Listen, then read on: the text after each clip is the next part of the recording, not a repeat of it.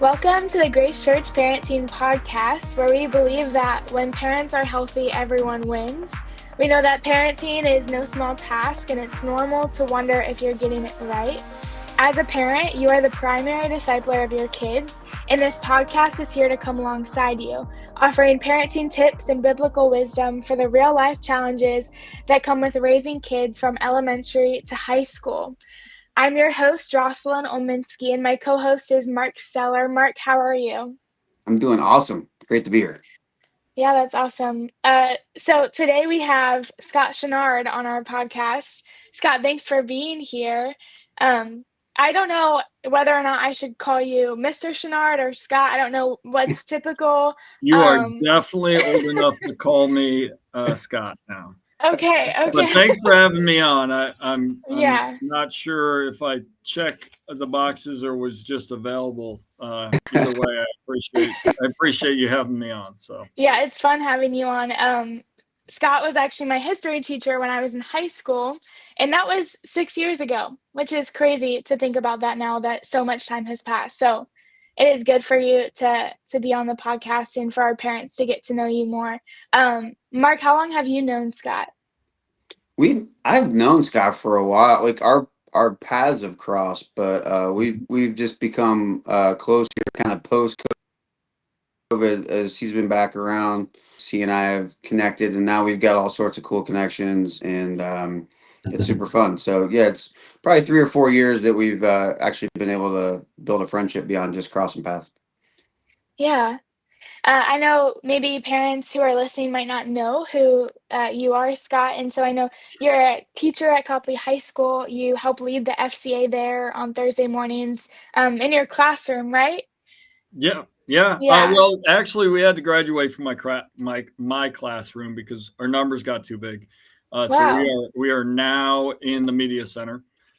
We started off this year in my classroom, and we survived, I think, the first meeting, and then it was like, oh boy, it was tight. So Yeah.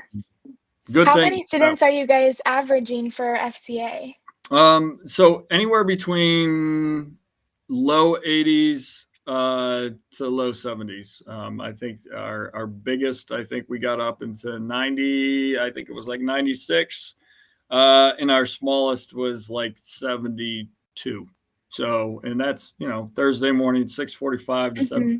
7:15. So, high school Yeah. students don't love the morning quite as much as I do. So, Yeah. Well, that's impressive that they're getting there early and there's so many of them. I know you've also been super involved at game day and attend Grace Church. And I just love for you to share a little bit about how you got connected to Grace Church and talk more about why you wanted to lead the FCA at Copley. so being connected at Grace started with game day. Before I attended Grace, I attended a small church before Grace. And as my kids have kind of grown, and then kind of post COVID, I started attending Grace.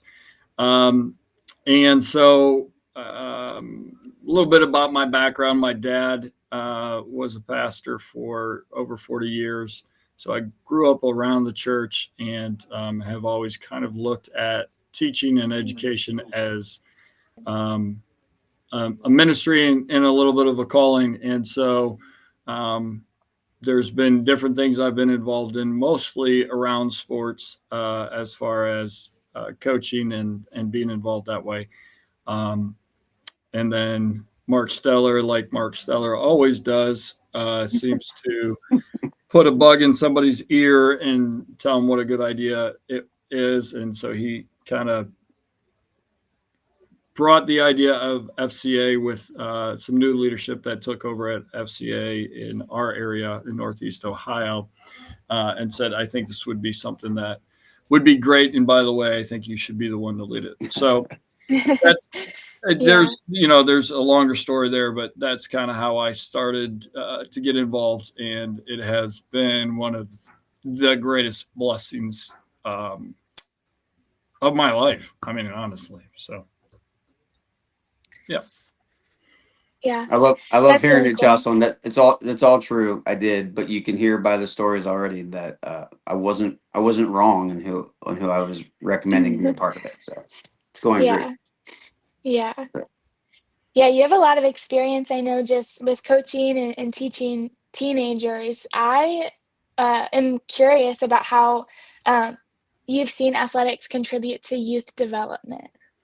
So I would say from the time that I was probably, I don't know, 5 or 6 years old, I have loved sports and continue to love sports, and probably is one of those things I'm borderline on the point of it being an idol at times in my life. And so, what I love about sports and what I think that is sometimes lost, um, as far as youth development, is the lessons that can be learned both on an individual basis and on um, a group level. There are so many cool things that a kid can gain confidence, and it may be he hits a game-winning shot in front of 4,000 people, or it is as simple as he learns to do a left-handed layup, or he, you know, attends weightlifting sessions for 2 straight weeks, and that's the first time that he's been consistent in anything that he's done. So, to me, athletics have been such a formative part of my life as far as just being able to uh, learn work ethic and learn how to work with other people. And I think at a young age, kids are able to learn how to play with others. Number one, learn how to listen to directions and take coaching, obviously in sports, but that pours over into so many other parts of their life. Um, there's going to be a part of every sport that every single student, athlete is not good at, and that they have to work at. I mean, even if you're the best athlete in the world. And then also finding how to find your niche within a team, which is kind of what I think a lot of people are looking for in life. Where do I fit in? How do I operate within a group, or whatever the case may be? So there's just so many cool things that can be, if done for the right reasons and the right way, student athletes become and grow so much more quickly if they're able to play sports and be a part of an organization that is doing it the right way. Yeah, when you talk about doing it the right way and having the right motives for it, I think as a coach, that's where I'm sure you've stepped in quite a bit to help teach your athletes and the students that know you of how to take those lessons from those different things that they're doing. How I'd be curious. You've worked with teens quite a bit and um, know how to help share these lessons with them, know what they're facing, know what they're going through because you've watched them, you've been working with them. How what do you think that what stands out to you about that of how you've been able to work with teens and athletes or students or whatever? How do you think from your experience you could share with parents on how to support their kids just because you're with them all the time? So as someone with their kid, how could you encourage parents to support their kid? Yeah, so you're asking from the perspective of kids go home from practice or from a game, how Yeah, best to support. Okay. yeah. So one thing that doesn't change, and I've coached game from game day. I'll just say it this way: I've coached from game day to third, fourth round of a high school playoff, football high school playoff. So I've never coached at the college level, but I've probably sitting on about 26 to 27 years of coaching Mhm. experience. And one thing that never changes, it doesn't matter. And I think, professional athletes would say this, is they want the approval of their parents and they want the support of their parents.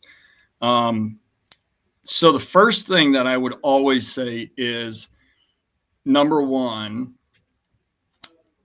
never be too high or too low with your parent or with your kids. When they get into the car, they had the best game in the world. Hey, I love you and I'm proud of you. If they have the worst game in the world, the first thing that should be said is, I love you and I'm proud of you. And I think a lot of times we as parents, and I have two boys right now, and I am navigating this myself. Because especially if you played the sport, if you're passionate about it, and a lot of times that's why our kids get into whatever sport they're in. I coached high school football for 20 plus years. I thought I had two boys and they're going to love, they're going to be the next, Peyton Mannings of the world. But the reality is they find what sports they're interested in, and you start to love those things as well. And that's another thing I would say, like, you may be passionate about a sport, but you've got to allow them to find their way. And if you don't, then you're going to regret it, because they're going to miss out on so many cool opportunities. Like, my son is in love with soccer right now. And I'll be honest, being a football coach growing up, football, the last thing I wanted was a soccer player, and that's what God gave me. And now I am all in. Let's go. If he's interested in it, I'm going to support him in any way. But I would say the biggest thing I see is, as soon as they get off the court, or even while they're on the court, allow your child to own their space. And what I mean by that is, they're the ones who are at practice. They're the ones who are at workouts. They're the ones who are with their coach. They are the ones who are putting in the effort. And you may be the one driving them to practice. You may be the one critiquing their coach at home, or watching their practice, or watching NFL football and thinking that, you guys should be running 4 verts all the time, or whatever the case may be.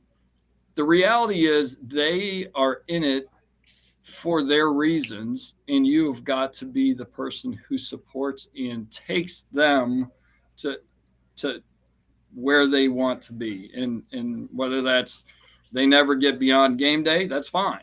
If they want to play at a high level, you need to try to support that as well. But nothing goes well when you are screaming at them on the floor, and they're listening to you rather than the coach. Or as soon as they get off the floor, they know you're going to get the synopsis of what they did well and what they didn't do well. And so I've been in the situation quite a few times where I've been both the coach and the parent. And I literally try to, as soon as I get in the car and I take off the whistle, or I've heard the analogy of a baseball coach say, as soon as I got into the car, I took off my hat. At that moment, I stopped being coach and I became dad. And at that moment, unless my son wanted to talk to me about baseball, there was no baseball mentioned on the ride home.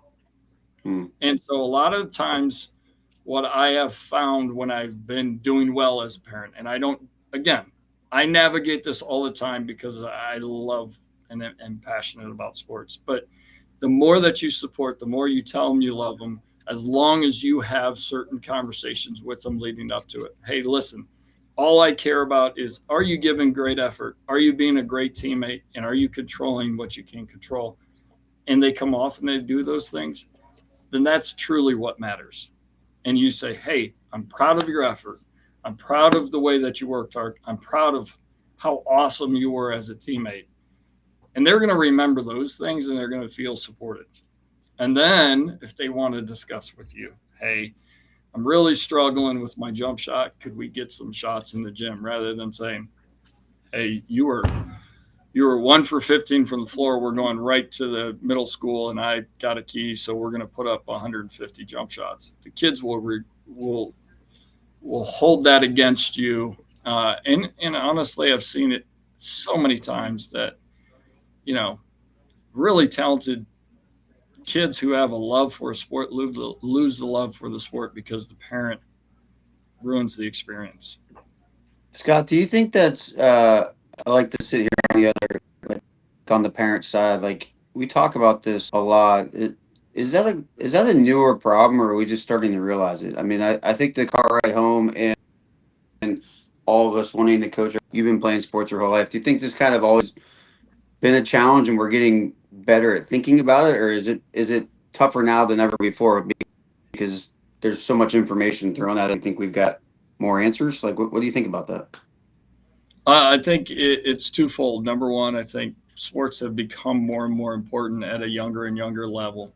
You know, whether it's my kids, an 11-year-old getting invited to play baseball in Florida in December because it's a futures whatever, or traveling for soccer across the country, or going for one. So inevitably, the more we invest as parents monetarily and with our time, the more we're going to be emotionally invested, right? So my kid currently is playing club soccer, and both of them play travel baseball, and one of them, plays golf. So there are,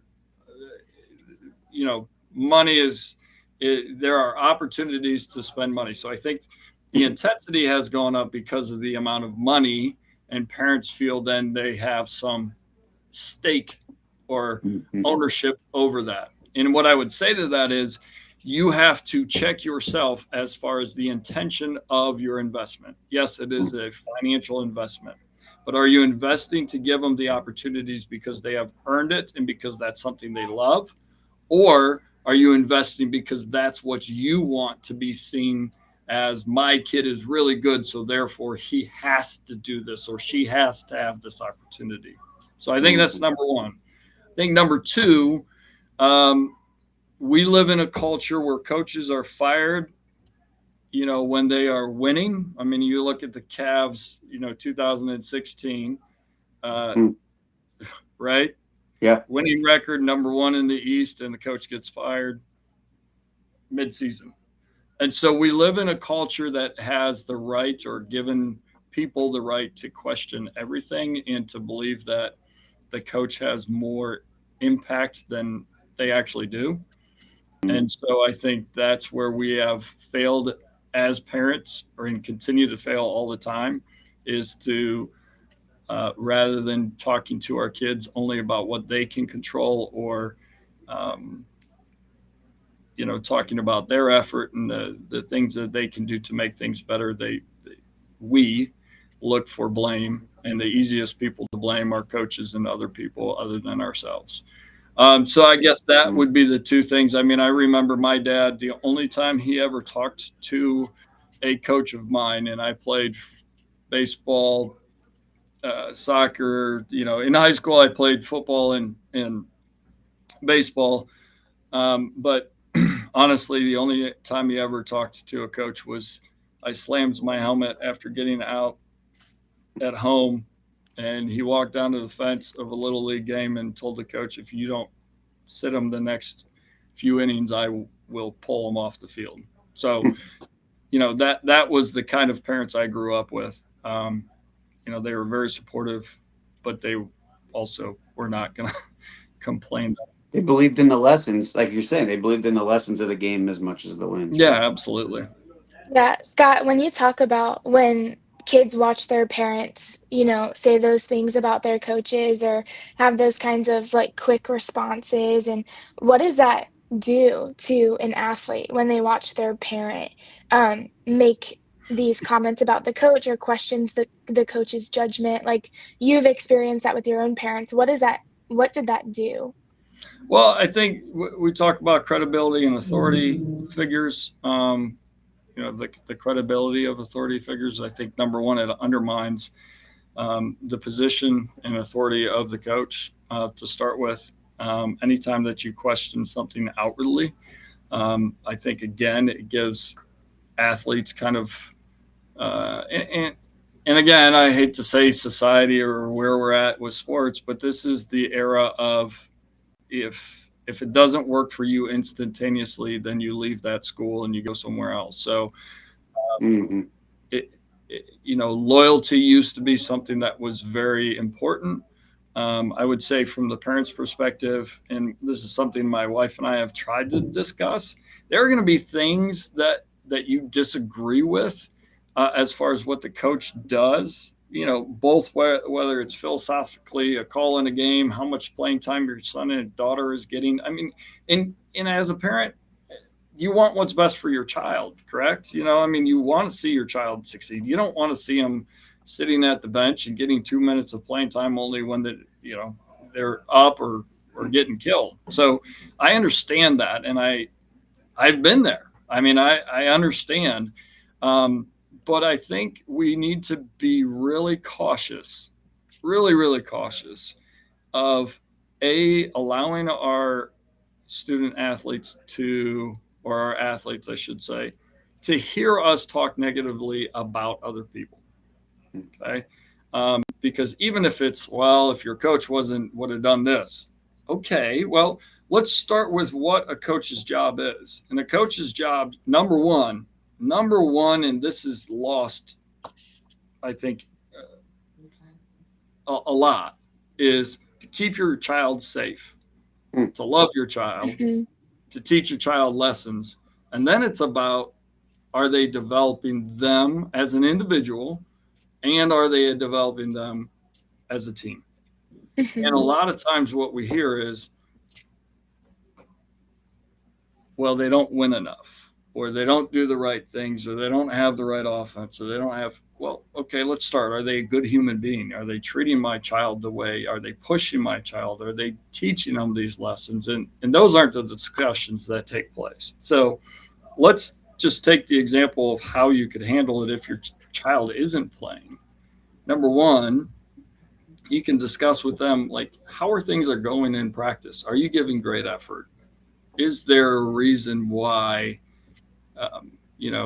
you haven't seen as much playing time as maybe you've seen in the past? And maybe that coach has already had that discussion, and you get it from your child, so you've got to take it with a grain of salt. And then you go through, what are the things that I can do, or what can you do to make sure that you're giving yourself the best opportunity to play outside of practice, inside of practice, those types of things. And then the second part of it is, there's a lesson to be learned. What can you control right now? You can't control your playing time. You're not playing as much as you want, but you can control how you treat your teammates. You can control how everybody sees your body language. And those are things, man. There are plenty of days you come into work and it might not be a great day at home, but if I affect everybody else and I let everybody else know with my attitude and my body language that, man, my wife really made me mad today, so I'm going to take it out on 120 students that I have. That's not fair to them. And that's the effect that you can have as a bench warmer on a team. So this is another life lesson that we're learning. And so I guess for me, there's way too much undermining of discussions, and this is one thing that I really don't think parents think about, is talking negatively about their teammates. Because now in the back of their mind, they're saying, well, my dad doesn't think that this kid should be pitching. So as soon as he gets on the mound, he's expecting them to fail or not do as well, or whatever the case may be. And man, you're talking about another kid who has parents that love them as much as you love your parents and want to see them succeed. So a lot of that is lost, I think. And that was, again, another long-winded conversation, but you can tell I kind of like this discussion. So I think I've told you one of those favorite tweets I saw, Scott. I think it was good, but that one of my was the whispers of the car become the voices of the locker room, and it goes back to that car ride home again, where we think, even if we think we're just quietly talking about this or that, like, kids are sponging that up, and now your opinions have now influenced. Like, I like what you just said. Not even that Billy starts repeating that to Johnny, but now Billy's not even like believing in Bobby on the mound. Like, so now that you've lost the teamwork and the belief in it, because we've done that. And so, and look, I mean, again, being from this perspective, we all get excited. We all like how I want to do it, but I do think this like car ride home thing is just a really good topic overall for us to be thinking about how we're supporting, or meeting our kids, whatever is important to them. Yeah, I mean, it's the same perspective. If your kid's facing a team they've never beat, and the first thing you say is, well, you're going to lose today. I mean, and now that coach is trying to not only beat the team that's probably better than them and get his own 12 or 20 or 50 kids to believe it, but now those 20 or 50 kids that he's trying or she's trying to get to believe that they've got a chance, the most important people in their life are also saying, hey, by the way, you got no chance. So it's an uphill battle for them now. So just the effect that we can have. So that's all. Yeah, and I appreciate your perspective as a parent and as a coach. And I think what you just shared and what we've been talking about, hopefully to parents listening to this, they see that coaches need to be supported by parents, and that the way that parents talk about the coaches, the way that parents view the coaches, like all of that contributes to how parents can best support them. And I think that, oftentimes maybe parents just like are on the sidelines, don't realize the weight of what they're saying, or even, how that is contributing and affecting their kid. And so I think that hopefully will be very helpful language, and even just like eye-opening to for parents to realize like their job is to also support the coach, and even support the coach in the times when the coach makes the wrong call or doesn't coach the way that the parents would have wanted them to. But realizing like that is their job as a coach, and that's really helpful. So thanks for sharing all of that. I love, even as we kind of wrap up this conversation, and I would love to hear your perspective on and what you would say to game day and sports parents listening. Like, is there anything that you would encourage them with or challenge them with? So two things, I think, and this is, again, just from my own perspective. And this is from more of a parent perspective than I would say a coach perspective. Number one, cherish what you have and where your feet are. And I think a lot of times, at least in my experience as a young parent and somebody who loves sports, I was always thinking about, okay, what is the next thing for my child? Okay, they played game day, but, maybe it's not as competitive as I wanted it to be. So maybe I need to look at getting them involved in this or that or the other thing. And there are so many opportunities and so many cool opportunities, but at the same time, youth sports is insane right now, and I'm a part of it, and I have kids involved in everything.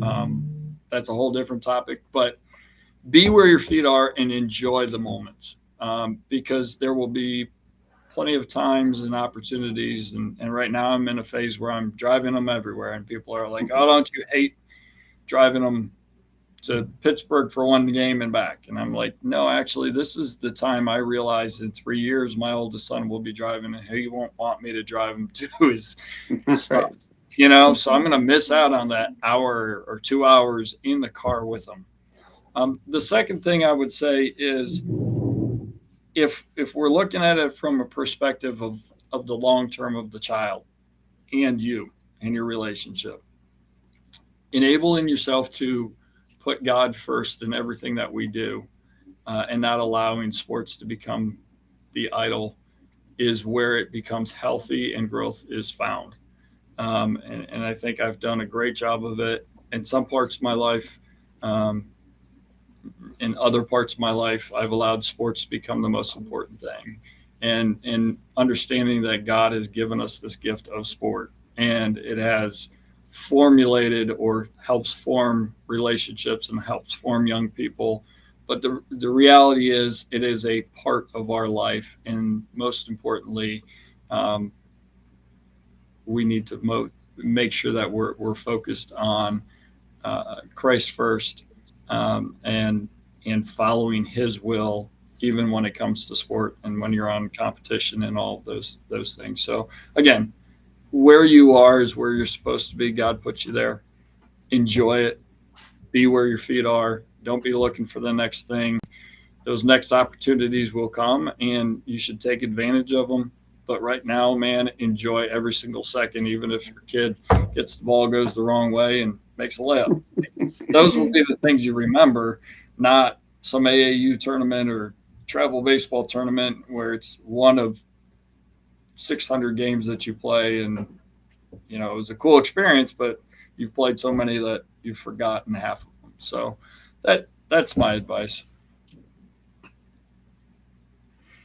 Love it. Yeah, that's awesome. Will you I appreciate you being on this podcast, and didn't know if I know you're around at the church on the weekend and are involved in game day. If our parents wanted to connect with you or see you around, um, would love for them to meet you.